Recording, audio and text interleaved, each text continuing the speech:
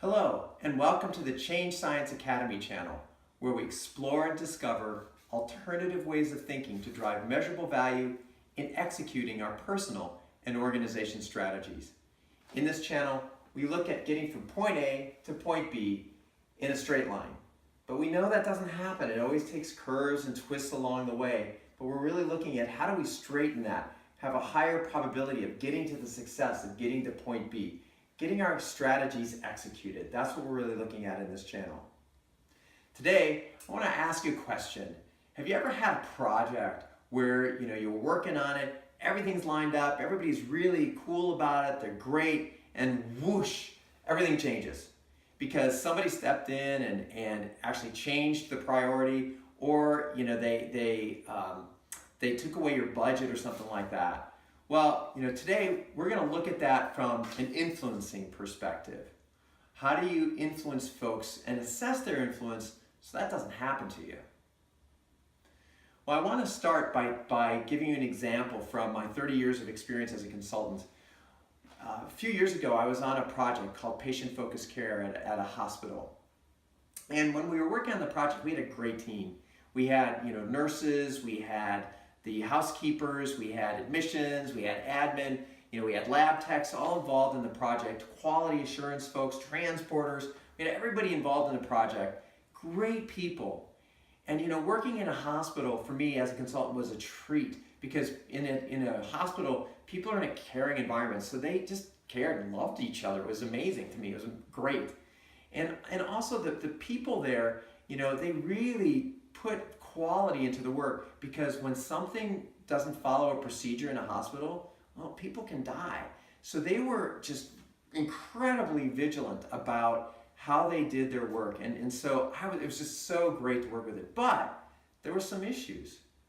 Now, the hospital had unions, and there was a lot of union management strategies and techniques put in place. So that was good. But there wasn't anything in place for the union-to-union conflicts that happened, as a part of this project.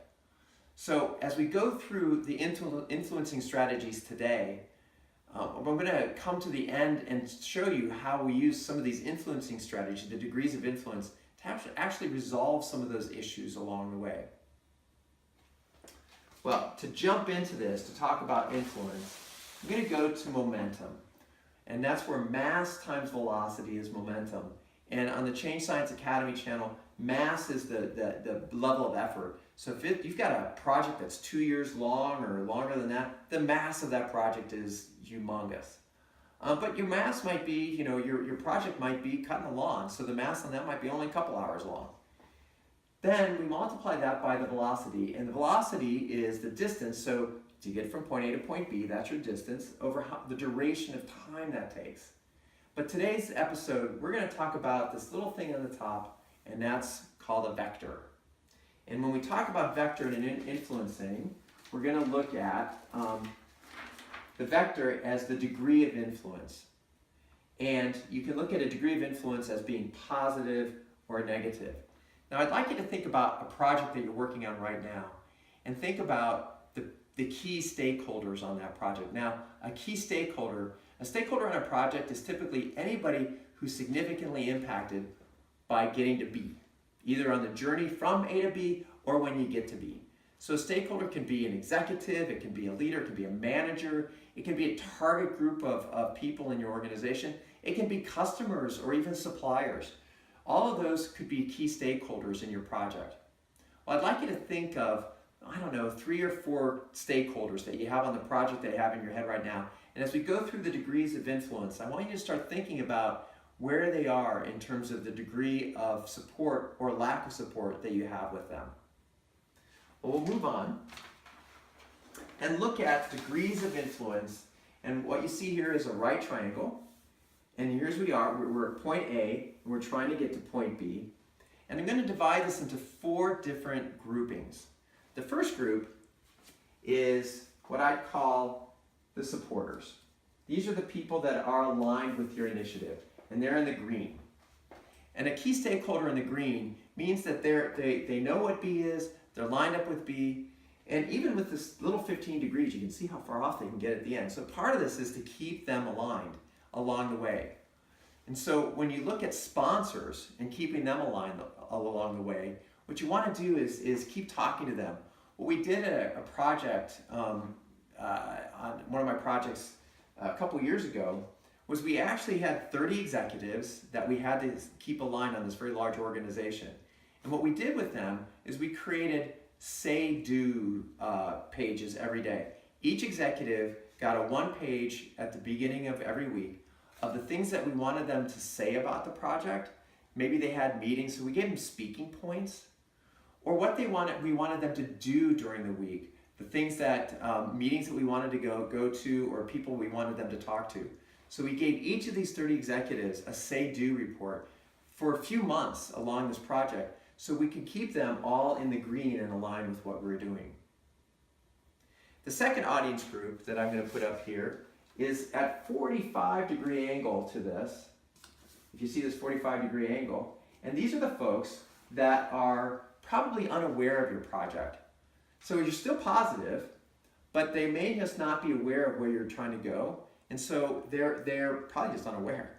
So part of it is just to talk to them, engage them, and understand what they're trying to do, and see if you can get them aligned with what you're trying to do with B. So maybe that's just informing them. The third category, and I want you to think about your key stakeholders and which category they are in. The third one is in the orange here.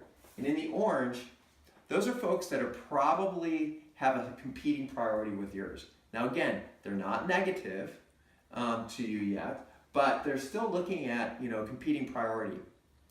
In this case, what you really need to do is sit down with the folks in this group and say, here, this is what we're trying to do, B, and they have their own B. So part of that is to come up with what could be a creative solution, either for both of you to get what you need done. Now, when I took a collective bargaining class when I was doing my MBA a gazillion years ago, one of the things that the professor said there that I thought was so insightful, he said, when there's two different positions on the table, and it looks like they don't overlap at all, and it looks like we're doing distributive bargaining or conflicting bargaining, there's always Z. And I thought that was incredibly exciting to think about. The number of solutions are infinite as the stars. So if you go into those situations, you feel like you're fighting, for things that don't overlap, start searching for Z. And that's what you need to do with these folks, looking at those competing priorities to come up with creative solutions, because maybe there's some solution that you can meet both your B and their B in the same way.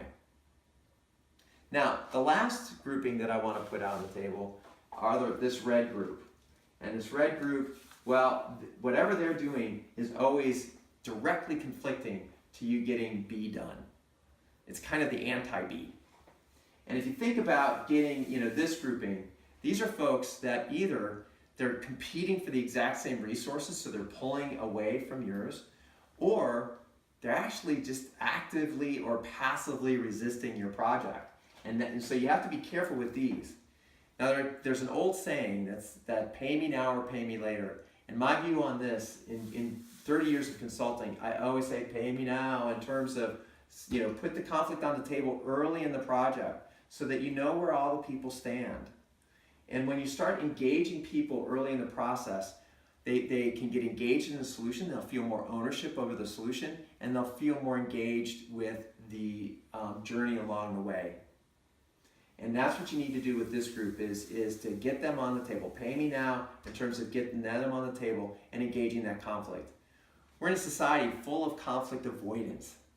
And what I really like to talk about is to get the conflict on the table, but create a safe container for that conflict so people feel like they're heard and that you can come up with maybe some of the creative solutions instead of just pushing or pulling on this. So that looks at, the 4 different groups. Again, go back to your project. Think about, the key stakeholders that you had. And are they in the green, the yellow, the orange, or the red? And what strategies you have to work with each of those groupings. So what are the strategies, the influence strategies? And we've kind of covered them today. The first one is, in order to look at influencing strategy, you have to assess where they are on that curve. Are they green? Are they yellow? Are they orange? Are they red? So first assess, are they positive, negative? Are they, and what degree are they positive, negative? Then the second part of the influencing strategies is to engage. Engage and gather their expectations. Again, when I was doing consulting, usually clients weren't upset if it was bumpy or there were difficulties along the way. Where they got upset was when expectations weren't met. So if something is going to go bad, or it's difficult, or the numbers aren't going to come as where you thought they were, or you're going to have a delay in the project, I've always said, if you set the expectations that that could happen, and then when you bring it up sooner than later, then you're actually engaging the expectations of your key stakeholders, and they'll be more forgiving, and they'll own a part of it, and they'll create a container of trust. And the third influencing strategy is to enlist. And so once you engage them, how do you enlist them so that they behave along the lines of getting to be? So part of that is enlisting them to be cheerleaders, enlisting them to reinforce the project so you can get from A to B. And as they behaviorally get involved in the project, they feel more ownership in it as well. So those are influencing strategies. The 3 questions to ask that you should always ask yourself: first, have I assessed the degrees of influence of my key stakeholders? Secondly, have I engaged my key stakeholders and gathered their expectations? Am I crystal clear about the expectations of all my key stakeholders? And third, have I enlisted my sponsors and leaders that have significant influence? So those are the questions that you should ask for your influencing strategy. Well, I hope you liked today's channel, and I hope you got something good, a good gem out of this one to help you on your current project for an influencing strategy. And you should think about the degrees of influence. Well, if you liked this episode, please like it, subscribe, and maybe even bring 3 or 4 friends to the next episode of the Change Science Academy channel. And so I'll leave you with this: to learn continuously and live your life 100% empowered. Until next time.